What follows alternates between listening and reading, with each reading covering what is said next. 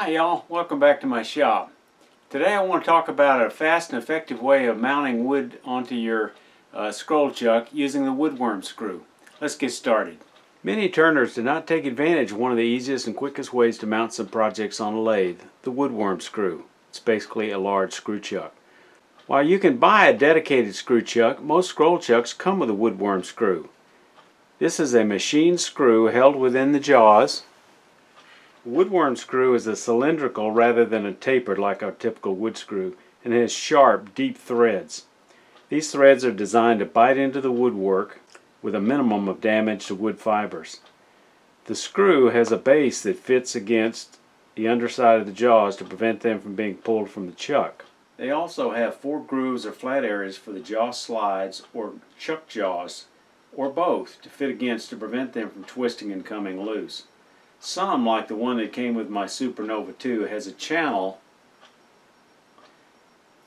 that the jaws close around. The woodworm screw on my Titan chuck looks considerably bigger, but it actually has exactly the same threads. It looks longer, but only because the jaws are much deeper. Otherwise, you wind up with essentially the same 3/4 of an inch protruding beyond the jaws. So let me show you how to install that. First, make sure the flat areas are oriented toward the chuck glides, and then you're going to pull this forward as you tighten because it'll seat against the back of your jaws. Think about it, when you're tightening this on, it's going to pull that screw forward, so pull it as far forward and tighten, and then make sure it's snug on both sides for a good tight fit. Okay, you want to drill a hole appropriate to your to your woodworm screw. In my case, for this Technitool, it's 5/16 of an inch, and drill it no more than 3/4 of an inch deep. And if you use little shims to square up the wood to get it at a 90-degree angle.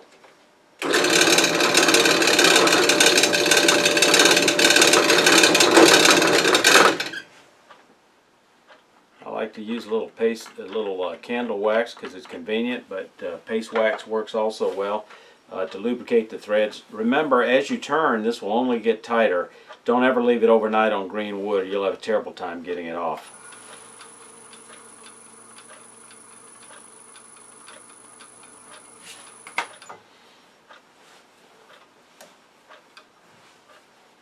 You can see why it'll get tighter as I'm turning it this way. As you're cutting it, you're putting resistance, and it continues to get tighter.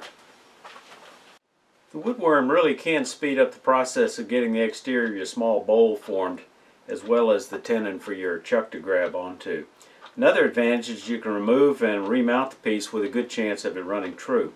One disadvantage is that you can't balance it sideways for best grain orientation. So if you got a piece with a lot of prominent grain, sometimes the woodworm screw is not the best way for. But for small bowls and Bradford pear where the grain is not prominent, it just works great. This technique works well in both dried and green wood. Again, just don't leave it overnight mounted, or it'll oxidize and you'll have a terrible time breaking that connection. A woodworm screw has its best hold for face grain work, such as a platter or a small bowl, but it can also do well for smaller in-grain projects that don't project too far from the face of the chuck. One way you can strengthen the grip even further is to make a hardwood washer that will be flush with the surfaces of your jaws. And as we said before, the strength comes from that surface of the wood matching against the surface of the jaw, so you can extend that. If you're using a small platter, for example, and you don't want to go the full 3/4 because you may only need as little as 3/8 or a 1/2 inch hold, you can simply just use a little washer. Have a series of different size washers that serve as spacers to reduce that area, and it also gives you a larger surface again for your wood to mount onto. Works well for a quick, easy, fast mounting of a jam chuck that you might use regularly. You don't want to use it for pieces larger than about this, 10 inches by 4 inches diameter. The further you get out from the face of the chuck, the more leverage forces you're going to put on it. So this is about the outer limit that you want to safely use. You also want to use tailstock support as much as possible for as long as possible, and you want to keep the speed down to a reasonable speed, generally somewhere no more than 600 or 700 RPMs, especially for larger projects. You might speed it up a little bit for smaller projects. You don't want to use this technique on unsound or punky wood. For any wood, especially maybe green wood, you can strengthen the fibers in here by just putting a little thin CA before you thread it on. But again, don't expect that to solve the problems of punky wood. 4 key points I want to emphasize. Use the appropriate size drill bit for drilling that hole, 5/16 for the Techna tool, but check your manufacturers.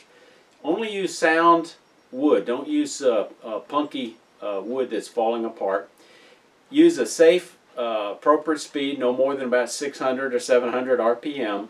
And lastly, use tailstock support for as long as possible. So now that I've covered this, I hope you'll give it a try. Safe turning.